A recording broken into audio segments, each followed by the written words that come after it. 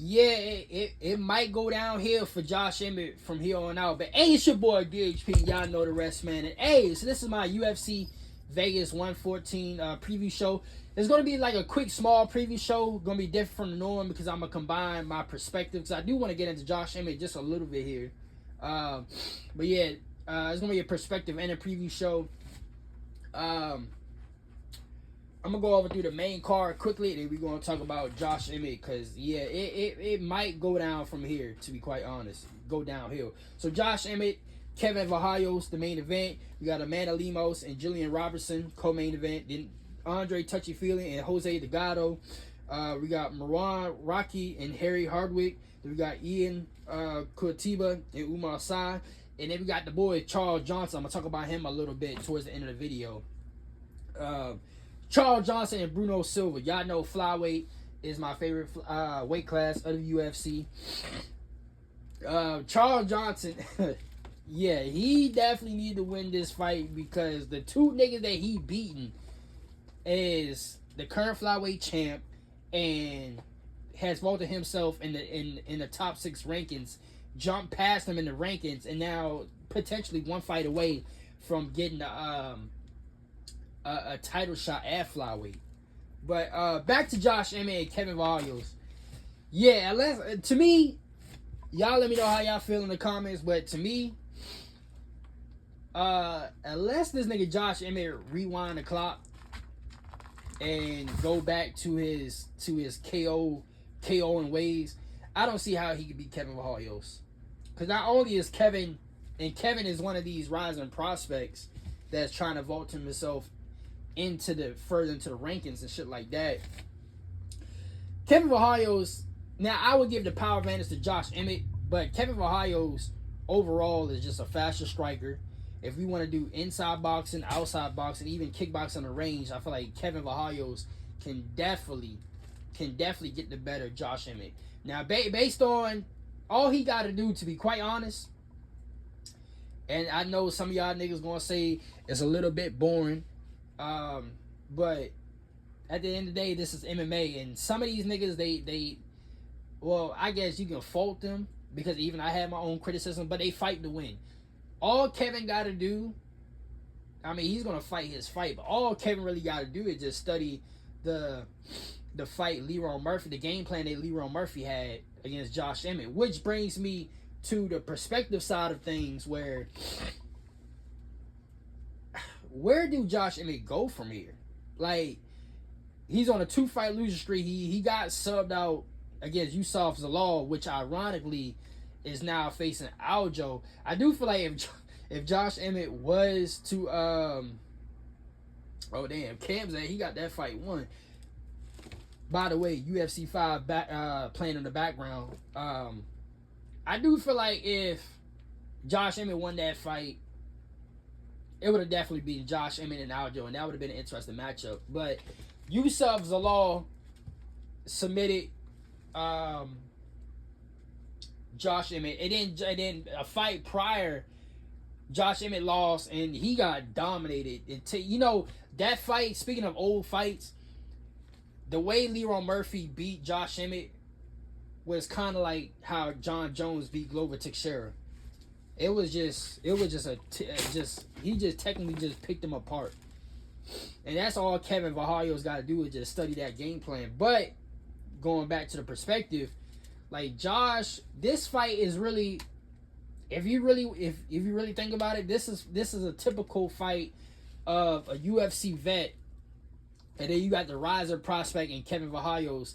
And if Kevin can get the job done, they're using Josh Emmett's name as a stepping stone for Kevin Vallejos' resume to progress his progression in the featherweight weight class. But with that being said, right? Oh shit. With that being said, where did Josh Emmett go from here? Did he go up to bantamweight? Tell you the truth, we might have seen. I'ma just say it. We might have seen. Let me pick these. these fighters here.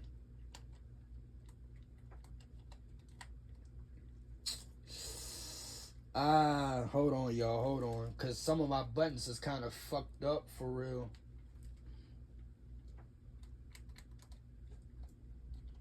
Yeah, I might just gotta choose some of these fighters right here. For real, for real. Let's go Mike Tyson. Because my buttons on my controller is kind of fucked up. I gotta get... That reminds me, I gotta get a new controller too for the PlayStation. But, we might have seen the best. We might have seen the best of Josh Emmett. What we saw Josh Emmett do during, when he was on his winning streak. It's because last one he had was like what 2 years ago against Bryce Mitchell. So I mean, but now we at the point with Josh Emmett where it's like now, speaking of the stepping stone, they really using him as that. It's like the Jeff Neal and the Neil Magny type stage where because he can still put on exciting fights. And he's still fighting at a highly competitive level.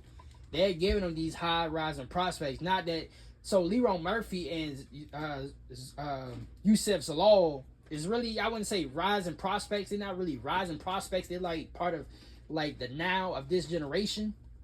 Kevin Vallejos is more of the rising prospects. So I think he's like 23, 24-ish, something like that. And his name, especially after his last win, his name is definitely going around in the UFC algorithm.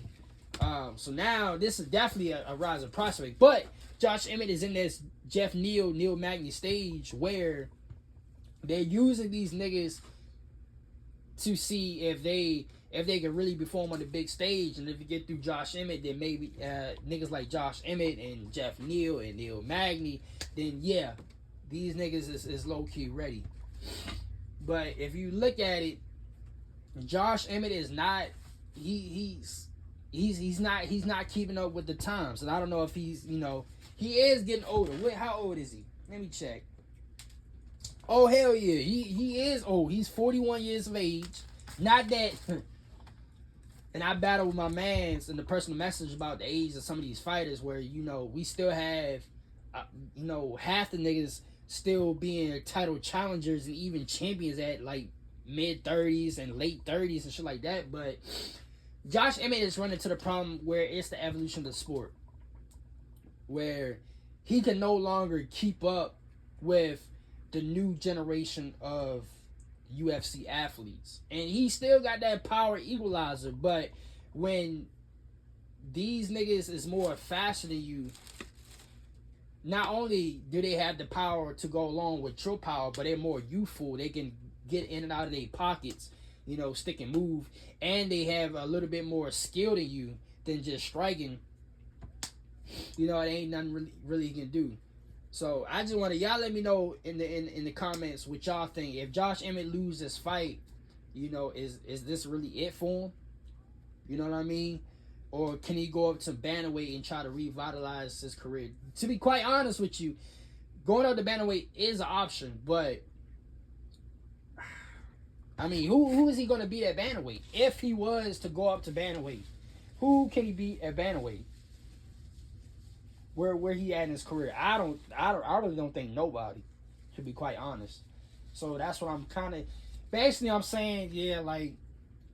This is the best we've seen it. Even if somehow Josh Emmett do win this fight, right? I don't see him, especially where featherweight is at right now. I don't see him beating anybody that's ranked above him. So it's kind of like the show is over for Josh Emmett. He had his little run, and now the curtains is closing. But that's all for that. I expect Kevin Vallejos. Could he get it? Could he get him out of there?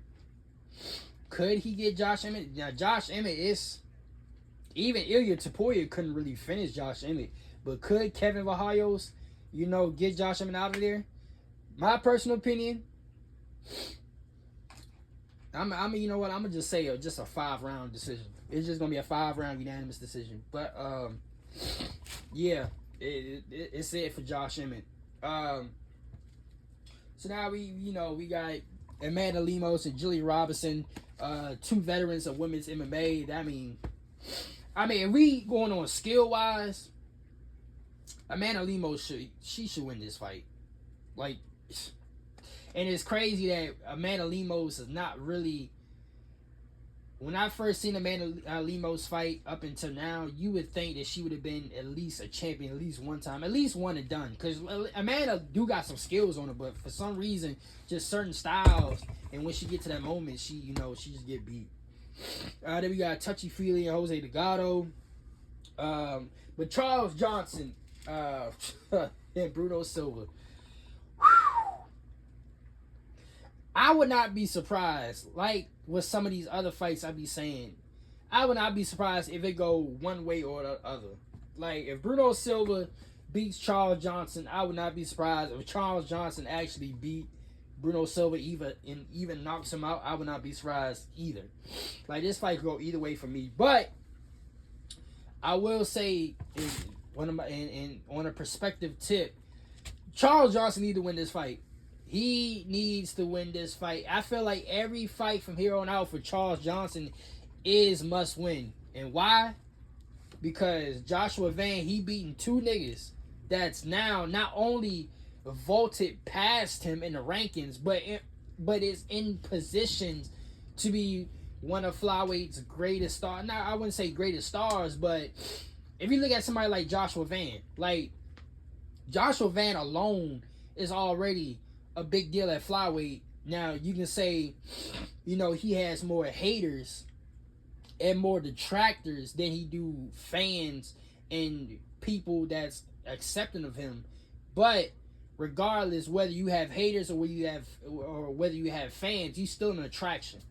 Good press. I always say there's that cliche saying, and I always hey, get out of there. And I always say, good press, bad press, it don't matter. It's any press. You still getting press. So Joshua Van is already a big deal flyweight. Then you got Lonir Kavanaugh, who Charles Johnson also beat. And Lonir Kavanaugh went in on short notice and beat Brandon Moreno and pretty much shocked the world and just upset the cards. You know what I mean? And now he's in a position where in today's UFC climate, I like saying that because this is where we at. In today's UFC climate, Lonir Kavanaugh just need one more fight, and then this nigga is like in title talks. Especially if Joshua Van beats Tatsuro Taira, and then the next fight is Joshua Van versus Alex Pantoja. I really think it's gonna be Pantoja. I really think Pantoja gonna get the next crack because he's already his shit don't need surgery. It just need healing time, and he's already been training and shit like that. So especially for how long and dominant he's been champion, he's gonna get an immediate rematch as long as he's healthy. So I really think Pantoja's getting the winner of Tara and Joshua Van.